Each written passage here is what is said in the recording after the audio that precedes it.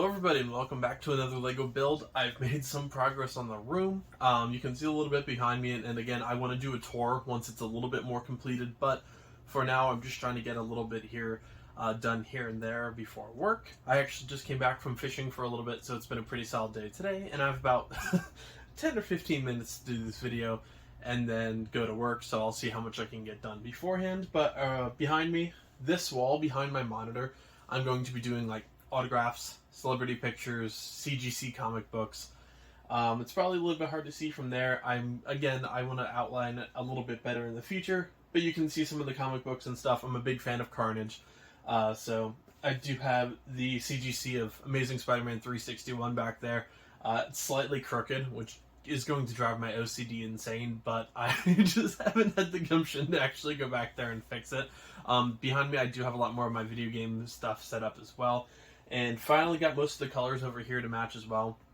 I think I have pretty much all Razer products now, and I have like fire themed going, so everything looks like it's cackling, which is pretty cool. I do need an Xbox controller mount for Razer yet. I should technically switch this out to colors that match. My whole theme before I bought my newest desktop was supposed to be like white and gray and blue, but then I got a good deal on a totally black Alienware desktop, and now everything has to be black and red and yellow and orange, because, you know, that's what matters in the gaming world. Everything needs to match. So that's currently just kind of what I'm working on in that display. But in terms of LEGO reviews, I'm going to be reviewing a new set. I actually am really behind on new set releases.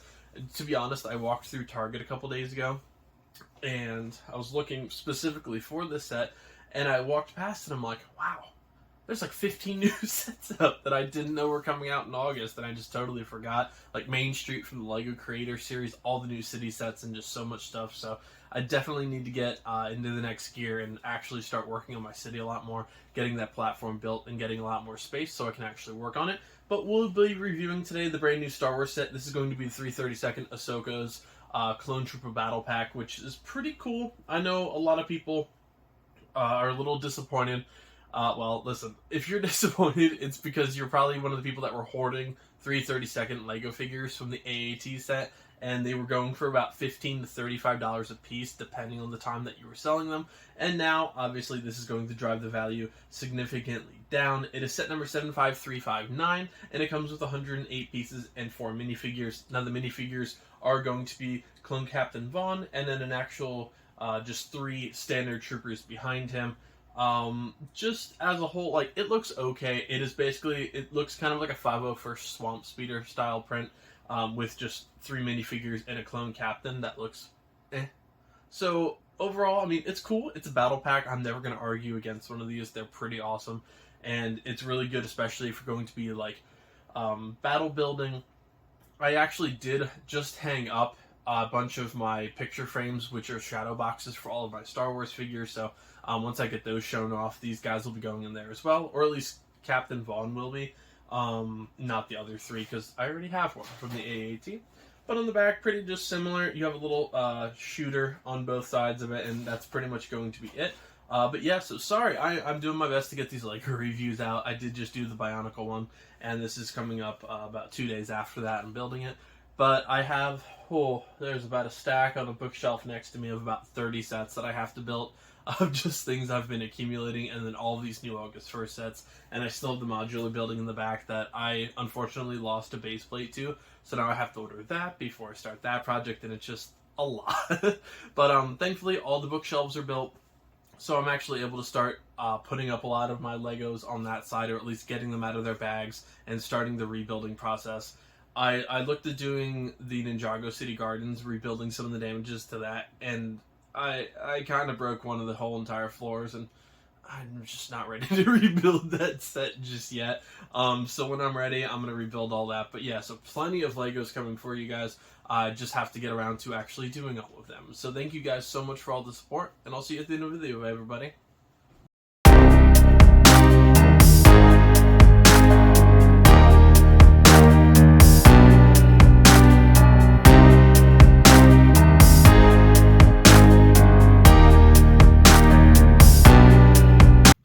And here's the final build. I don't know if I like this camera angle just yet.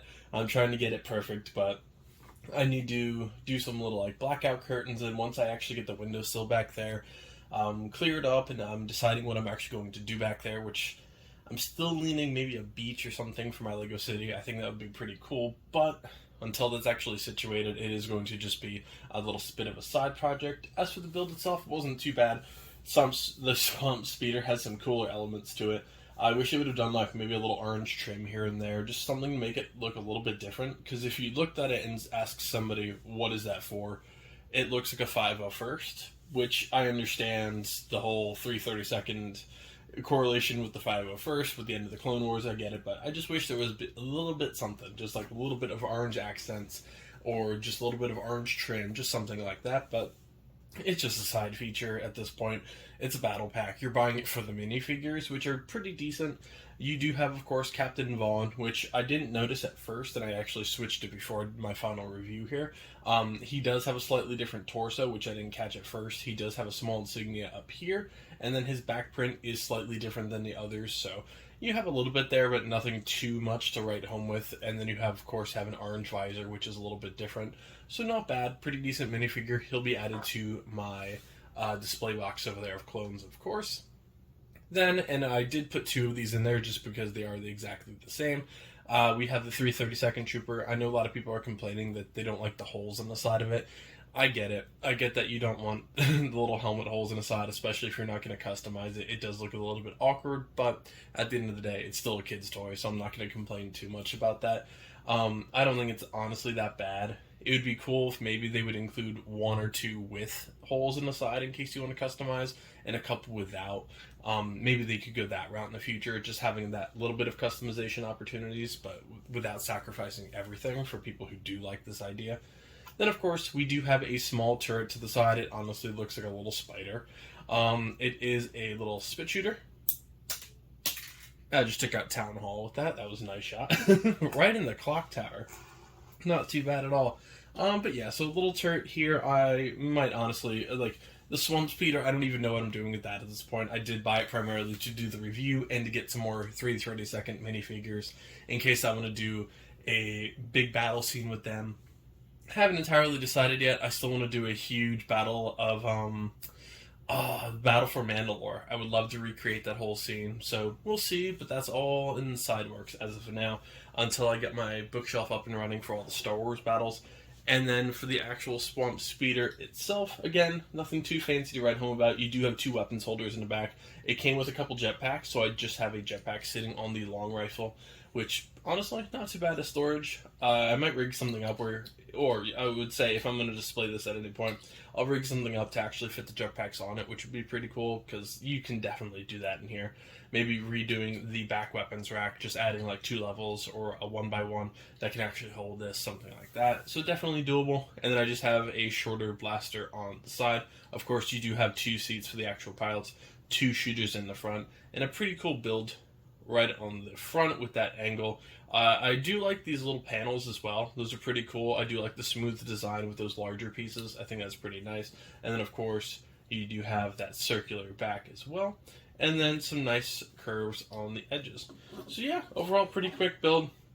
If you're buying this set like everybody else, Elliot, you're buying it for the minifigures. You're buying it to build a battle. You're buying it to build an army, something like that. And the Swamp Speeder is just some extra pieces or maybe a display opportunity here and there. But that'll just about do it for another review, everybody. I got plenty of new August sets coming forward. Still working on the city, still working on the bookshelves, and I'm going to be sending a lot to you guys. So thank you all so much for all the support. I'll see you in the next build, everybody. Have a good one.